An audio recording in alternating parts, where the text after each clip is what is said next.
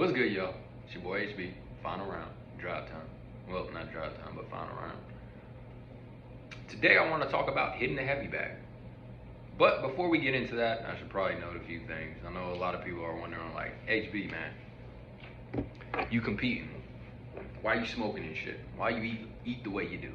You know, why do you drink on the weekends or whatever?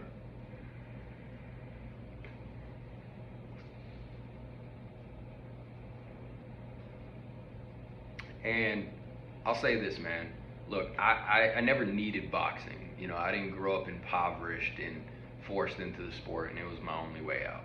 You know, I got into boxing because I just enjoy it. I enjoy the competition. I enjoy training. And for me, if I gotta restrict my lifestyle, the things I enjoy doing to box, then I'm probably not gonna enjoy it. Now, to each his own. Some people love the disciplined lifestyle. Some people adhere to some of the most, traditional things that's been done throughout history, ways to train and ways to properly live your life training for the sport. But like I said, to each his own. For me, like I said, I'm not going to enjoy the sport as much if I got to restrict my life outside the ring. And the way I look at it is I also got into this for self-defense. Most importantly, probably one of the most important reasons. When I go out on the street, I want to be able to take care of myself, my family, or maybe somebody that's defenseless and needs help. And when you out on the street, you don't know. You don't know when that day is going to come to where you may have to step up. And it could come out of the blue. You know, maybe you're at the bar having a good time, drinking, smoking, and you say you are a disciplined fighter, but you're taking a little bit of a break. And somebody calls you out at the bar and they're going to force the situation. You're not going to have time to detox your body and clean up. You're not going to have time to step on a scale and go to a weigh-in and make sure your opponent is the same size. You're not going to have a referee. It's a fucking fight. It's a fucking fight, dude. And you either win or you lose. And for me, in my mind, it's survival and it's about winning. And don't get it twisted. I train my ass off. I study the sport like it's a science. And I prepare very well. And when I step in that ring, all that shit goes out the window. The only thing I'm thinking is, like, I have to win. I'm in a fucking fight.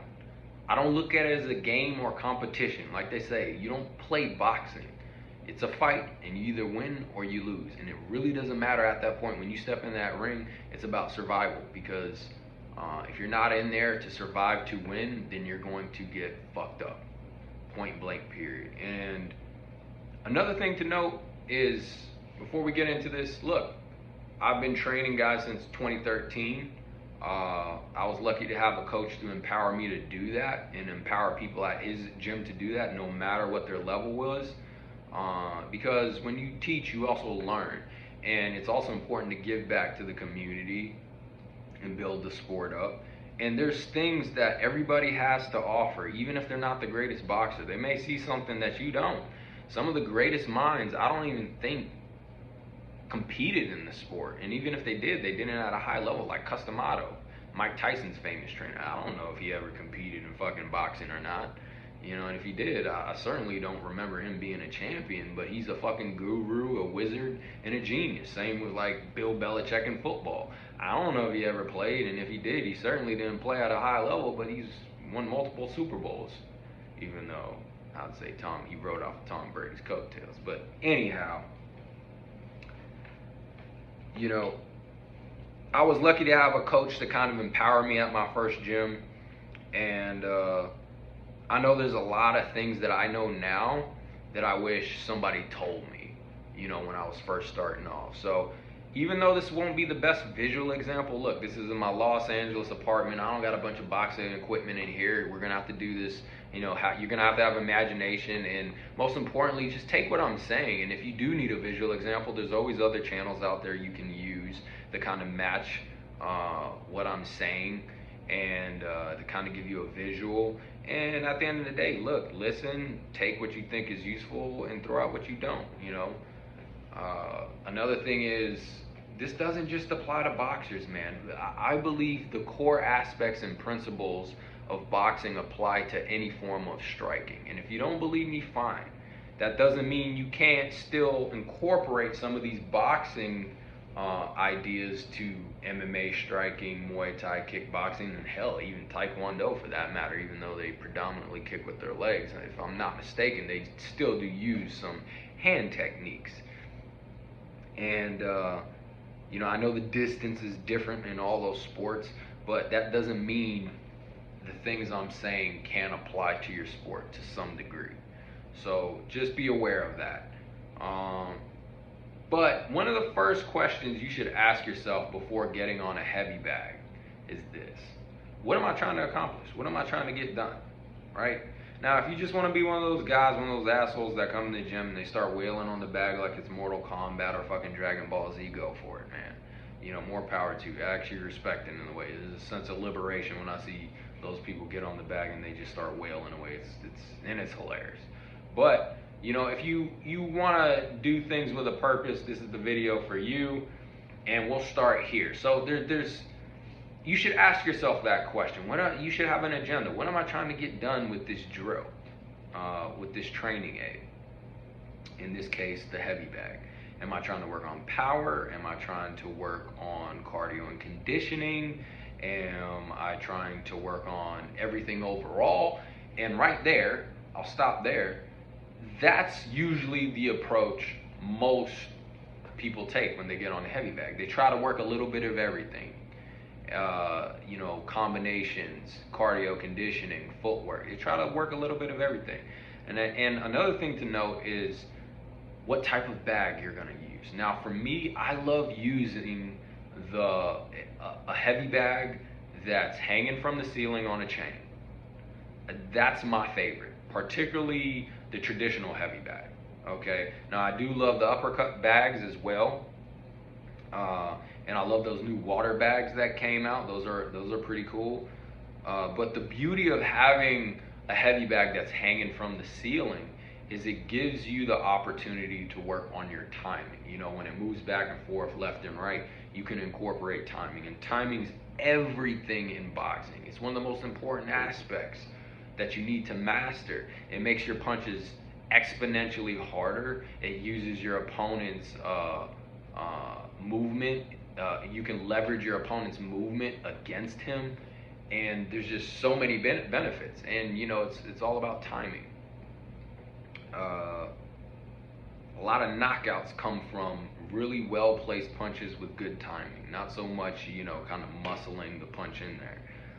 But I like using any sort of heavy bag that hangs from the ceiling and offers me some sort of movement. Now look, sometimes you gotta use what you have. There's those freestanding bags. I don't really like using them, with the exception of maybe I'm just trying to work power, right? If I'm working power, I don't want to fucking hit the bag and constantly have to reset it, right? And note take this real quick. When you're working power, you're probably gonna match that with technique, because power comes from really good technique. So those two kind of go hand in hand. And usually when you're working on power and technique, maybe you're throwing one punch at a time, or maybe you're going to go through all your punch options. Maybe you'll start with the jab, go to the cross next, and then the hook, and then you'll do a certain amount of repetitions for each of those punches. Or maybe you work on a combination that you like to use in the ring. Mike Tyson used to train certain combinations and repetitively drill them over and over and over and over again, right? And that's when you're working on power. Like I said, you're gonna match that with technique, and it's probably, you're not looking to like simulate a fight in any sort of manner. You're just working on the technique and the power of your punch. And you should also, when you're doing that, focusing on power, think about punching through the bag and not at the bag. Now that doesn't always apply, right? Because it depends on what you're trying to work on. Because I'm not always trying to punch through the bag when I'm on the heavy bag, and I'm not always trying to work power. But, if you can get an uppercut bag, that's the most ideal in my opinion, because I can also work inside fighting. So I'm going to get the movement, I'm going to be able to throw those uppercuts and work on that and work on inside fighting, and I can also duck under the uppercut bag as well. It's a nice way to kind of work on your defense and having some sort of response from the bag. But work with what you got, or maybe you can find a local gym that can offer you a bag hanging from the ceiling. So let's start there, man. We'll get on working how to get on the bag and work a little bit of everything. We'll start from there. So timing, that's first. That's why the whole purpose of having a bag that moves is timing. So, when you get on it, and say you throw your first punch, maybe it's a jab, or maybe you throw a combo 1-2, the bag's gonna move back. Don't chase the fucking bag, right? I see a lot of guys do that. They'll hit the bag and they'll start chasing it, and they'll run it down, and then it comes back at them, and they're pulling back, and they're off balance, and it's just a mess. This is the time to, I know that the bag doesn't hit back, but if you gotta visualize, you gotta be creative mentally. Pretend you're across from Canelo Alvarez or the opponent you got coming up next, or a guy you spar in the gym frequently, right? Envision you're in the fight. Create an environment in your head like you're in that ring, you got a crowd, you got a ref, and pretend that bag's gonna hit you back. And part of the beauty of having that moving bag is it can kind of simulate something coming back at you to a degree. And it's up to you to kind of create the rest mentally to work on all your skills and defense. So when you hit the bag, you might start off, all right, boom, you throw a jab, the bag goes back. Don't chase it. This is the time you want to work on your timing. So as the bag's coming back, this is when you'll throw another punch or another combination, or maybe make a defensive move, or maybe do a feint, right? But let's start with throwing punches. Okay, so you hit the bag, you jab it goes back. This is the time now, as the bag's coming back, you want to throw another punch or another combination as it's coming back. This is timing at its best. This simulates an opponent going out and coming back in, and you're using his movement to leverage your punches into him. Okay, so there's a lot of in and out fighters like Vasily Lomachenko, for instance, or Manny Pacquiao. Those are great examples, though. Great in and out fighters. But when you start off at the amateur level of boxing, you get a lot of amateur fighters that they like to hop in and out. They have a very obvious rhythm, and they go back and forth, and maybe they hop in, they attack you, and then they jump back out. Guys like that, that's where this timing is really important. Now as you get up in levels, even if you do get a guy like that, they're not going to be so obvious. They're going to be feinting, boom, boom. They're going to be using angles, good footwork. They're going to be properly balanced. Guys like Manny Pacquiao, Vasily Lomachenko, they may have an obvious rhythm, but it's not going to be easy to catch them inside because they know how to disguise their attacks. And they know how to get out of situations defensively when you try to counter them. But when you get an opponent like that, and here's the thing, even if you don't get an opponent who likes to move in and out like that and their movement isn't obvious, they're more stationary, they're more subtle, right? Like Mayweather, he's like a snake, a snake. He kind of feints you. His movement is very subtle. He's not giving you much. It's not like this big, obvious, extravagant movement. It's just very subtle. He comes in, boom, he'll feint you, put his guard up. And that is very difficult timing to get down. But nonetheless, if you get used to hitting the bag as it's coming in, or as it's going left to right, it's going to help you improve on that, and you'll be able to pick up on your opponent's rhythm and movement so you can time them. So when you hit that heavy bag and it goes back and it's coming in, that's when you want to launch your attack. But don't always go offensive. Sometimes you may want to go defensive. Sometimes move your head. You hit the bag, all right, you throw a jab, cross. Okay, the bag's back, now it's coming back in. Make a defensive move as it's coming back in. Maybe you roll under and then you pivot out, or maybe you duck under and smother. And this is also a great opportunity to kind of work, your clinch game. Grab the bag, maybe once again pivot out, throw it to the side, or maybe the bag's coming back and you L-step. Here's a really good one that's subtle that I don't see a lot of guys working at. Feint the bag as it's coming in. Boom, feint it, then make a defensive move. Feint, maybe you make an L step. Boom. All right, doing an L step. Maybe you feint it, roll under, pivot out. Maybe you feint, pull back, and counter, right? You have a lot of different options. I mean, that's what's crazy about the sport, and this is why I say I'm always learning, because there's so many rabbit holes you can go into. But I'm trying to keep it simple for y'all right now. I'll go into each one of those in detail as I continue to build the channel, but I'm just trying to give you an overall summary. So, you're hitting the bag. Every time it goes back and it comes forth, either throw a punch or a combination with proper timing, make a defensive move, feint it, do something. And here's the thing, defense, man. Defense. So many people hit the heavy bag and they just focus offense. You see them standing there and, they're just throwing combinations, and boom. They're just, it's all offense. One of the rules of thumbs I set for myself is every time I launch an attack, right? Or every time my opponent comes at me and throws a punch or a combination, I make 3 defensive moves. Now, look, everybody's different. Everybody has a different style. That defensive move can be footwork, right?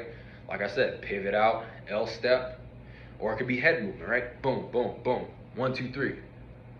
Slip left, slip right, roll under. Or slip right, slip left, roll under. Or maybe you don't utilize lots of head movement and footwork, and you're just one of those guys that use that high guard and you just block punches. Okay, as the bag's coming back, you're one of those guys that likes to stay inside and engage.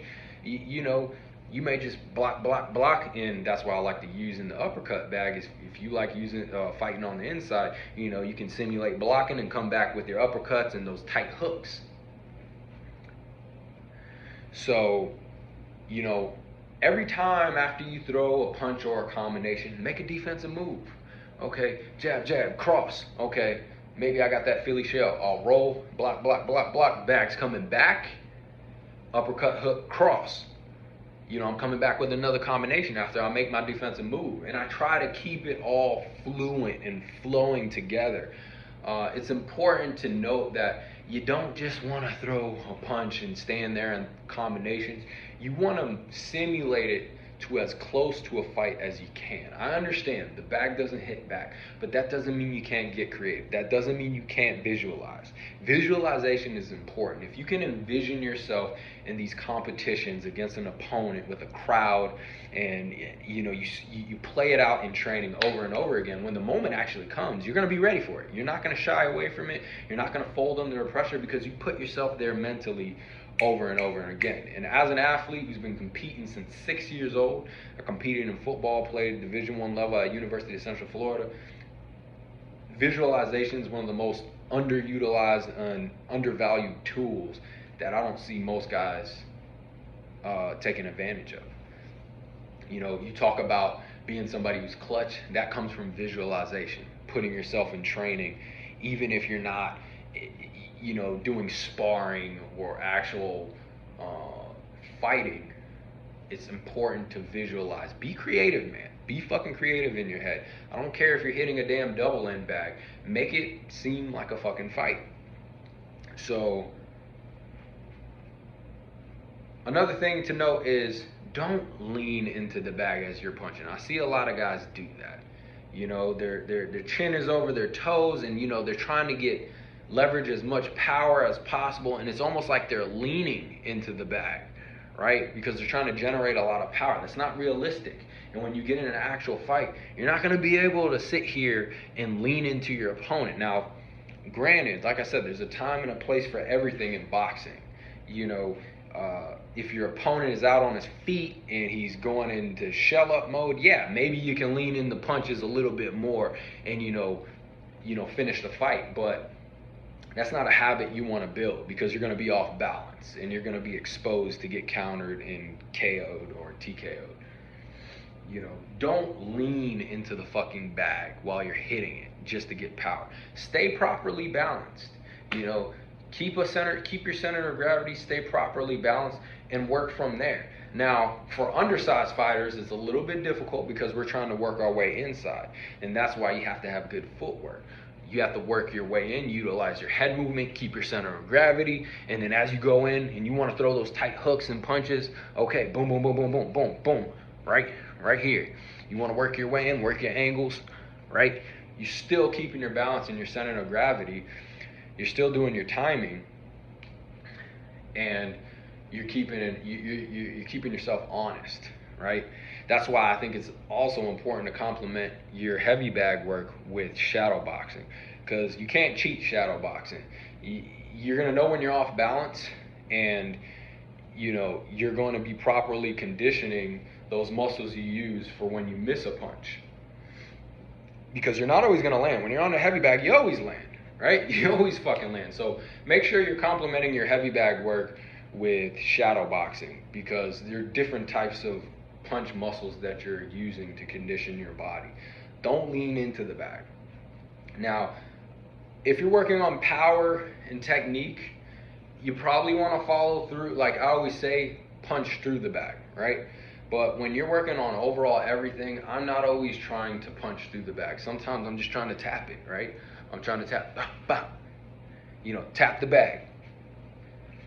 Just tap it, because you're trying to keep your opponent at the end of your punches. You're trying to extend fully, with the exception of when you're fighting on the inside. So, we talked about timing. We talked about countering. Let's talk about baiting. Well, actually, we did talk about baiting, because, like I said, let's get into detail. You throw a jab out there, right? You throw a jab, you hit the bag back, it's returning. Use this as an opportunity. Okay, I'm baiting. Look at it as my opponent's coming in and he's taking the bait. This is when you're gonna have your response, your combination that you use to, you throw out the bait and then you use this combination to respond, right? So maybe you throw jab, jab, throw another jab out, you step back, you wait for the bag to come, and this is when you initiate your combination. Boom, maybe come with uppercut, hook, right hand. There's different things you can do. But, work on baiting your opponent in. Work on your timing. Work on your rhythm, right?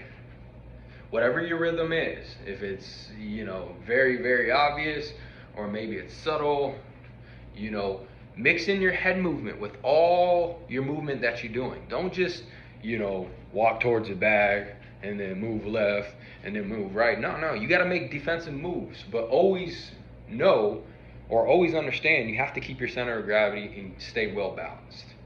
So, when you're making those defensive moves, working your way in,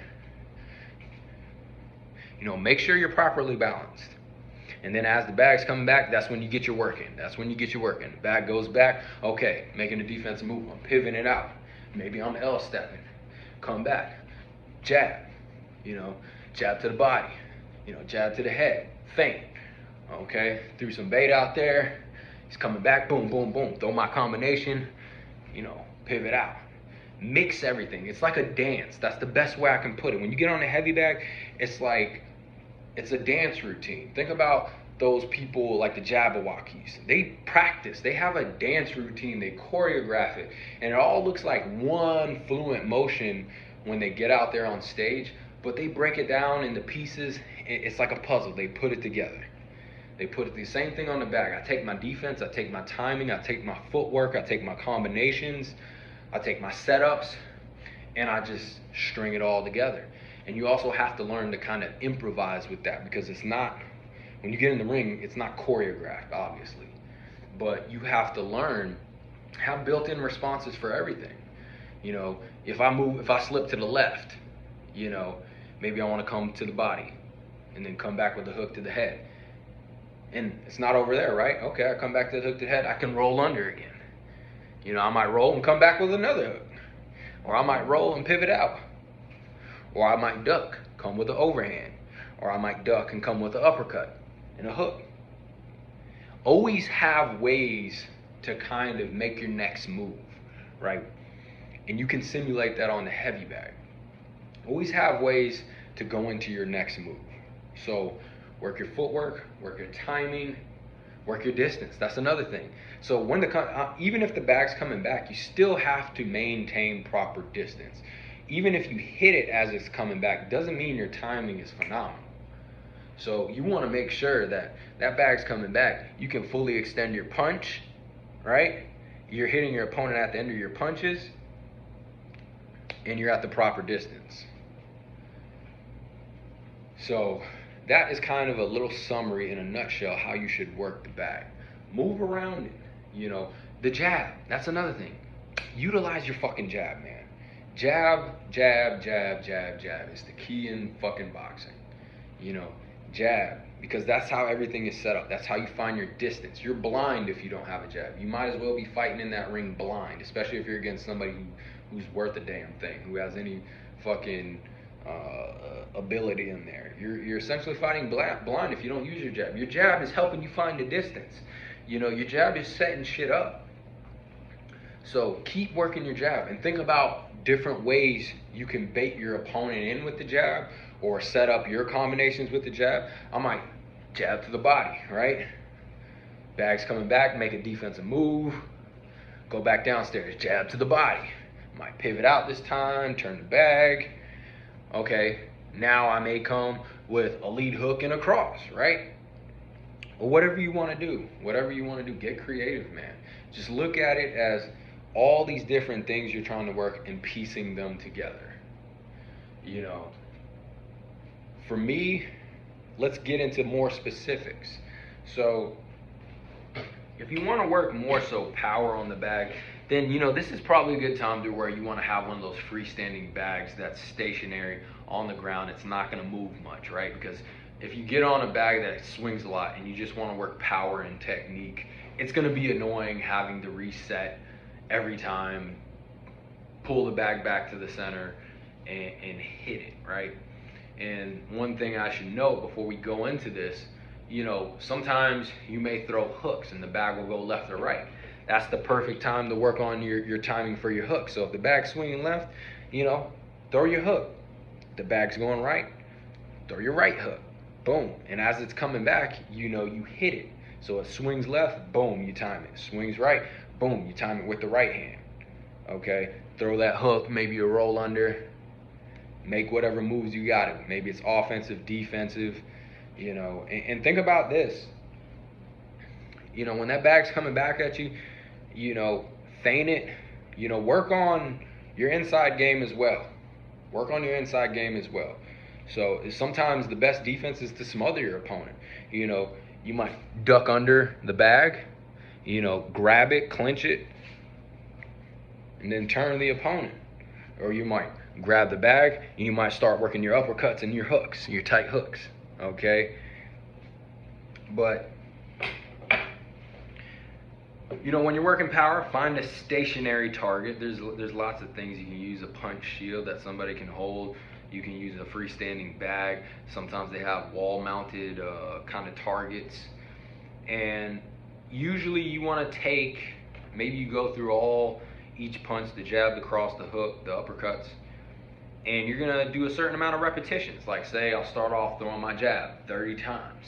Boom, 30, repetitively. You're not working on your overall, you know, fighting. You're not trying to simulate a fight. You're working on your technique and your power. And that's when you want to think about punching through the bag. Okay? And you're probably not going to incorporate a lot of defensive movement. Once again, this is solely for technique and power. And then you'll move on to your cross. You'll throw the cross 30 times or however many times you want to throw it. You know, envision you're punching through the target or look past the bag as you're throwing at the target. Or you work on a set of combinations. Maybe you like throwing the jab cross, two hooks, right? Throw that 30 times. Mike Tyson did that a lot with Customato. You know, he would take certain combinations and just drill them over and over and over again. And that's when you want that stationary target that's not going to move much because you're just working on the technique. But, you know, maybe you go into the bag session, you want to work cardio, right? If that's what you specifically want to do, now you have to decide, okay, what is the best cardio routine for me? Okay, you see a lot of guys, I see a lot of guys, they'll square up to the bag and they'll just throw, you know, 1-2s, 1-2s, 1-2s, and they'll do like 1,000 punches or something like that, or they'll go for a whole round and they'll do their little high knee routines. I don't really do that, but it's a way to condition. They're doing something very specific. Or maybe I try to keep everything as close to real life as possible. So say I want to just work on my conditioning my muscles for punching. For me, I like taking combinations and just throwing them repetitively. You know, boom, boom, boom, boom, boom, boom, hook, hook, hook, roll, hook, hook, hook, roll, hook, hook, hook. Right? That way, I'm working a real technique I'm actually going to utilize in the gym, and I'm also incorporating defense as well. But I'm doing it, it's not interrupting to where I have to reset, right? I can just continue to throw that simultaneously in rhythm, in flow, and just keep it going. And I'm working on my cardio and my conditioning. Now, here's another thing. Cardio and conditioning kind of go hand in hand, but I like to take conditioning and kind of put it in its own category. When you start boxing, you know, not everybody has big hands, hard knuckles, and big wrists. You may need to condition your wrist, your knuckles, and your hands. So, once again, this is probably you probably want a stationary target, a freestanding bag, and once again, you're just gonna drill one punch or a combination. For me, I started off with straight punches, just jabs and crosses. I didn't hit the bag hard. I was trying to condition my knuckles. I had very weak knuckles and hands when I first started. It was so fucking pathetic when I hit a heavy bag for the first time. I winced like a little bitch. But, you know, I took the time to condition my hands, wrists, and knuckles, and I don't have any issues anymore. But what you want to do, if that's your mission, like, oh, I'm getting on the heavy bag to condition my hands, wrists, and knuckles, then just throw one punch at a time. Throw the jab, boom, boom. You don't have to do it hard. I wouldn't suggest trying to punch through. Right now, you're just trying to callus up those knuckles and, you know, get those tendons in your wrist stronger and more durable. You know, so you hit the bag, you know, at moderate speed, maybe even not even hard at all, and you just build it up, then you go to the cross, boom, build it up, and as you callus, and another thing important is get good rest, make sure your hands recover, because when you're first starting up, they may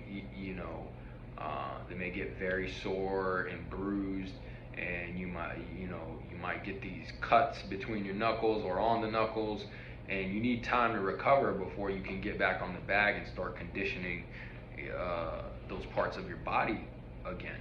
So make sure you get your proper rest, but, you know, hit it at a moderate speed and just focus on that. Another thing important to note, even though it's not on the topic, is knuckle push-ups are very good for that, you know, and doing like handstands good for the wrist. It starts to build, you know, durability. But if your mission is to condition your hands, you don't have to do anything spectacular, you know, just hit the bag repetitively, you know, have a certain amount of repetitions laid out and get your proper rest, and then repeat the process.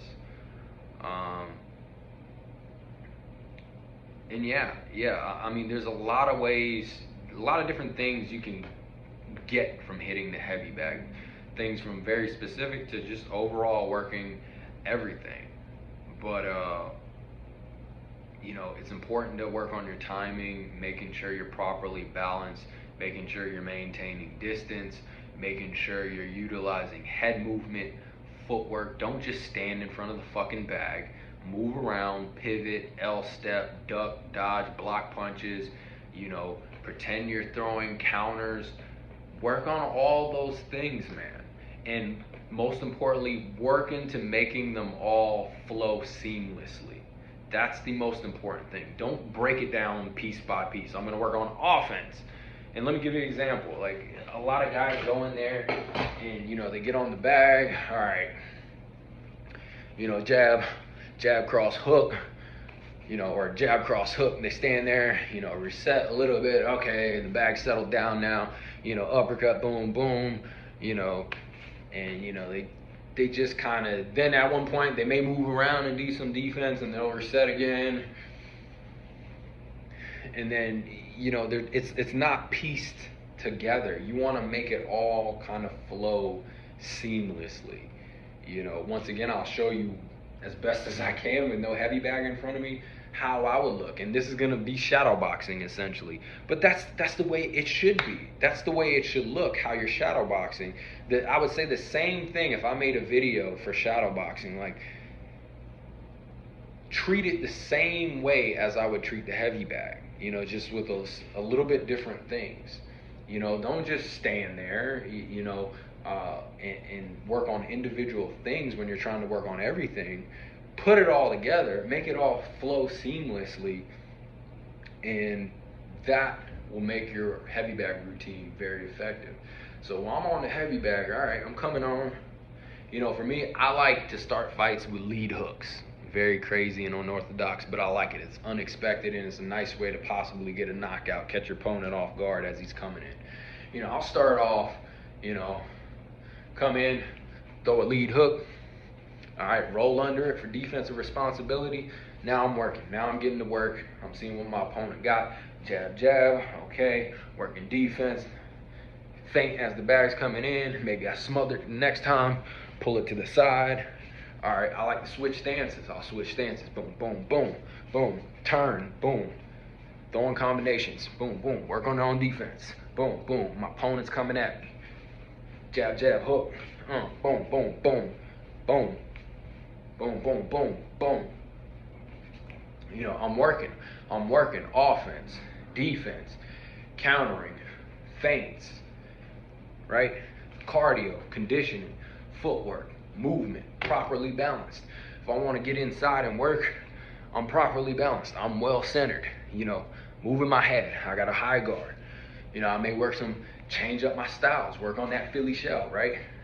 Boom, block, rolling under. Boom, pivot out, turn to your opponent. I might throw, put bait out there. I'm leaning over, showing my opponent my chin. He throws a combo as the bag's coming back. Boom, pull back, come with a cross, roll under. It all flows seamlessly. I'm working on everything. I'm not taking one thing and then moving on to the next thing. I'm not hitting the bag and then standing there, resetting, and then, okay, I'll work some defense here, reset, hit the bag again. No. Make it all flow seamlessly. It's like a dance routine. And the beauty of those uppercut bags is, you can work rolling under them. If you're short enough. If you're too tall, that's different. But yeah, man, that's it in a nutshell. That's the summary. String everything together. Make sure you adhere to the fundamentals. Don't just stand in front of the bag. Work your defense. Work your feints. Work your countering. Work your setups. Work your jab. Keep the bag at the end of your punches, with the exception when you're going on the inside. Work it all, man. Work it all. Make it seem seamless. It's your boy HV. We'll find a round. Get at me if you have any questions. Comment down below. I'll answer them as soon as possible. I usually respond pretty quickly. Like, subscribe. I promise I'll redo this video and get a better example when I get a bag in front of me. Take care, y'all.